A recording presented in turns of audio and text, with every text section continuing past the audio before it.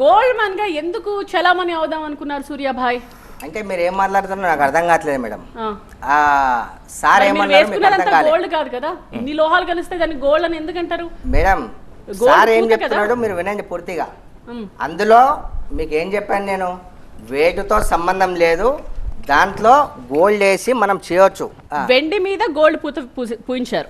పూత కాదు మేడం, దాన్ని మీకు ఒకవేళ అర్థం కాకపోతే అతను ఉన్నాడు కదా, అతను అడగండి.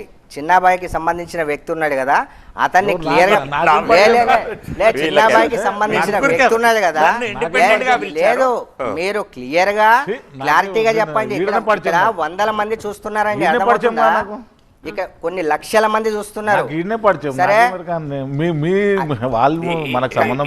సరే ఒక నిమిషం, ఇప్పుడు దీంట్లో గోల్డ్ ఉందంటారా లేదంటారా? గోల్డ్ ఉంది, మొత్తం గోల్డ్ పూత కాదుగా. 770 గ్రామ్స్ కాదు గోల్డ్, 770 గ్రామ్స్ ఉంది. థ్యాంక్ యూ సో మచ్ అండి, థ్యాంక్ యూ.